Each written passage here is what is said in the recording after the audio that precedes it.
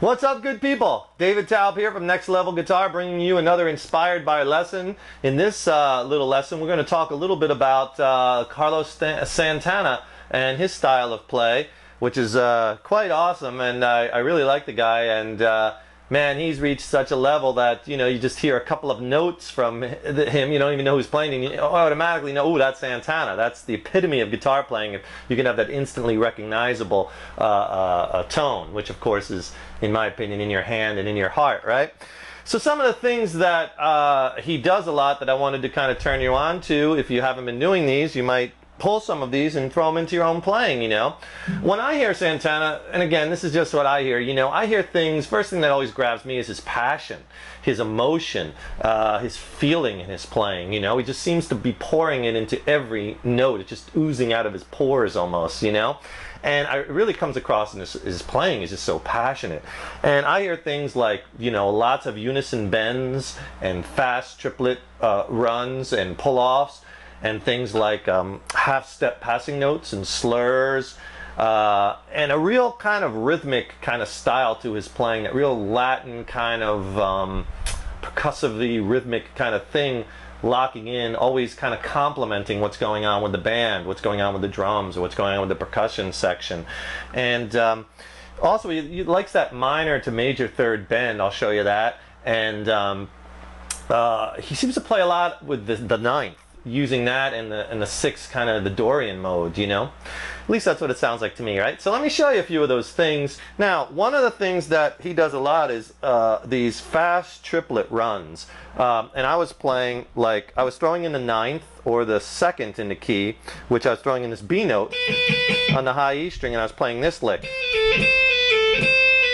So I was doing that, picking the 8th fret, pulling off to the 7th, pulling off to the 5th. And he does this a lot, and you get this once you work up the speed. And then hit it kind of twice. Hit that C note twice, and you get. And he does that a lot in his playing, where he'll play these fast, kind of triplet pull-offs. It's kind of like a 3-note run.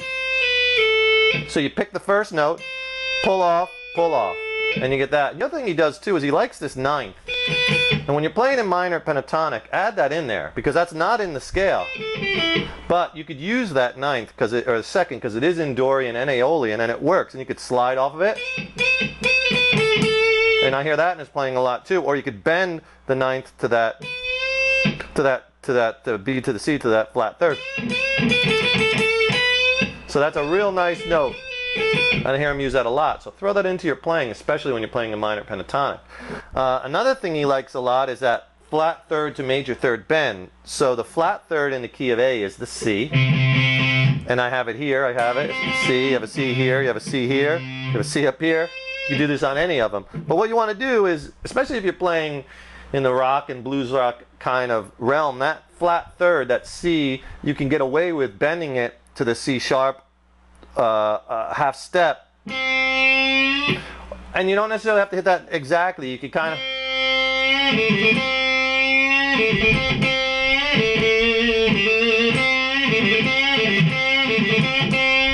but have that bend be like a bwomp, put a little hook on the end of it,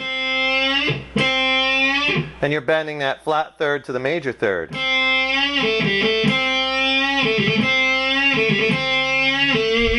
That's a nice bend.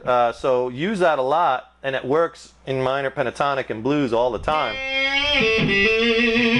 Flat third to major third bend. And you could go back up on the C. See, I did it here. Another C note. You could do it on this C up here. Okay, that's a nice flat third, major third bend. Another thing in minor pentatonic and blues he does a lot too is he'll use these half-step passing notes. Notes outside the scale, which would sound dissonant if you, like, for instance, the F sharp or the C sharp, but you can make them sound good by playing them like a.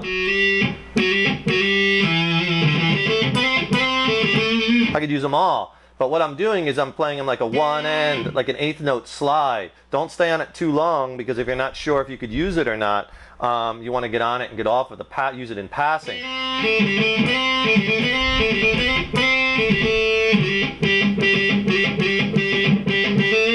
And he kind of does that with that rhythmic kind of playing that he has. So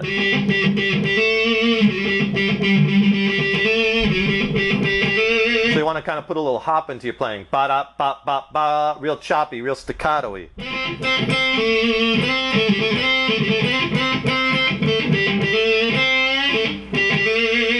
So those half-step passing tones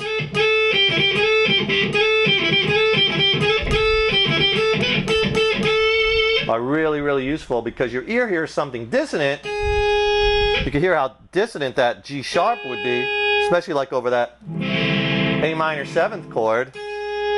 But if you use it in passing, your ear hears that dissonance, but you're off it so quick it can't pick it up. It just hears something cool, because you're not on it long enough. Eighth note, think one end, one end. So throw those passing notes in all the time, whether you're playing in the Santana vein or not, and you'll really spice up your playing. Unison bends is a huge thing I hear in his playing a lot, and that's where he'll take a note, bend it, and then hit another note which is the same note. So you got to bend. For instance, here I'm bending this G note up to the root, the flat 7th up to the A. So you got to bend that up, and at the same time I'm hitting the A with my first finger on the high E string. So you want to bend the 8th fret on the B string to the 10th fret, hit that A note, and then play the A note with your first finger, and you get this. And that's a unison bend, because you're bending the notes in unison. Now, at first, if you're not sure of that bend, hit both of them together and press them up, and you'll hear the notes colliding, and then they'll come like this. You'll hear them banging, and then you want to pull them till it's one note, till they're together. You'll hear the vibration. I'll bend it out of tune on purpose. You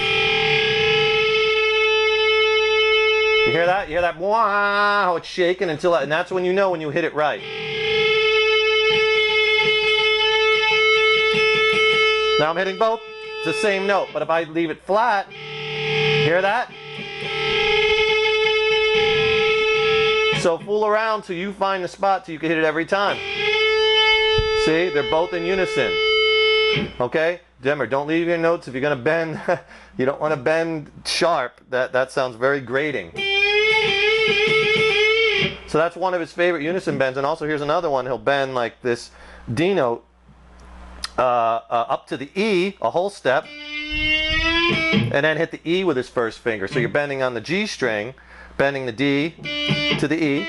Check your bend, and then with your first finger play the E, and you get that, which is very common in his playing. He likes that bend.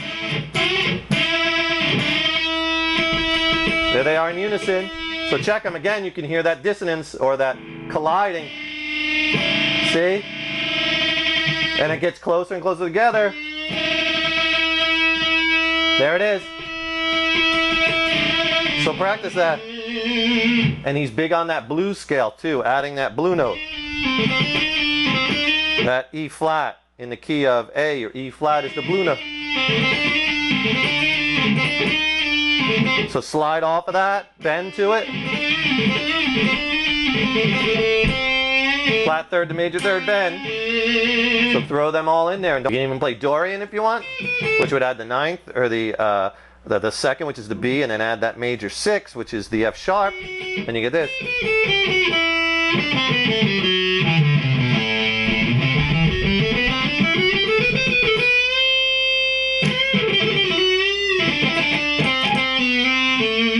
And that's A Dorian, which is the same as G major. And I'm just doing it in one position, but you want to do it all over the neck. So enjoy that. Go to our website at nextlevelguitar.com.